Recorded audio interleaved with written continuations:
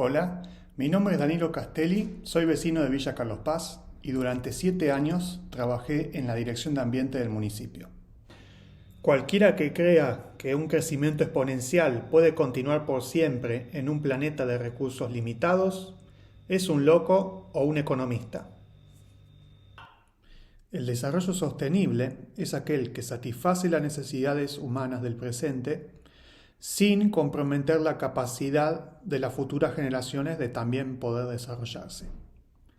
Otra manera de definirlo es el equilibrio entre el desarrollo económico, el cuidado del medio ambiente y el bienestar social.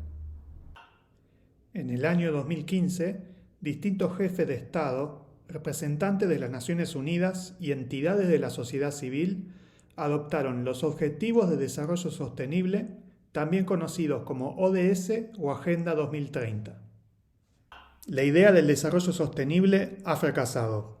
No solo no nos hemos acercado a un equilibrio entre crecimiento económico, bienestar social y cuidado del medio ambiente, sino que nos hemos alejado aún más de él. El actual modelo de desarrollo, basado en el crecimiento infinito, es cada vez más insostenible. Estamos consumiendo los recursos del planeta a un ritmo mayor del que pueden regenerarse. Lo que dije anteriormente se apoya en el estudio de la huella ecológica humana. La huella ecológica es un indicador que mide el impacto de las actividades humanas en el planeta. Básicamente, nuestro consumo de recursos y la absorción de nuestros desechos.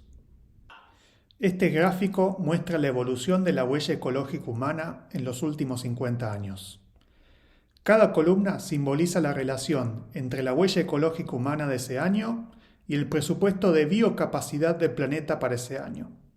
La parte verde es la que está dentro del presupuesto y la parte roja es la que lo excede. Como se puede apreciar, la parte roja se ha ido agrandando con el tiempo. Si la idea del desarrollo sostenible hubiera tenido éxito, entonces veríamos un crecimiento de la parte verde. Por el contrario, nuestra huella ecológica sigue aumentando más allá de la biocapacidad del planeta. En el 2021 nos pasamos un 70% de nuestro presupuesto. Hemos intentado hacer que el crecimiento sea verde e inclusivo, para que economía, sociedad y ambiente se beneficien al mismo tiempo. Hemos fracasado. Hemos intentado desacoplar el crecimiento de las emisiones de dióxido de carbono. También hemos fracasado. Pero hay algo que no hemos intentado, el decrecimiento. El decrecimiento, más que una propuesta, es un concepto provocador. Nos hemos acostumbrado a asociar el crecimiento material con el bienestar. Pero ¿qué tal si cuestionamos esa relación? Recordemos, vivimos en un planeta finito. No podemos crecer infinitamente. Tenemos que ajustarnos al presupuesto que nos impone el planeta.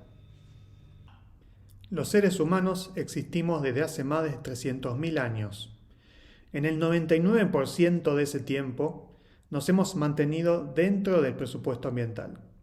Solamente nos hemos salido de él hace unos 50 años.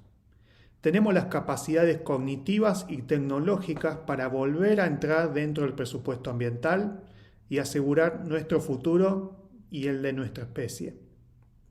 Los obstáculos para hacerlo son solamente políticos. Te animo a investigar más sobre el decrecimiento y hablar de este tema con tu familia y con tus amistades. Espero tus comentarios.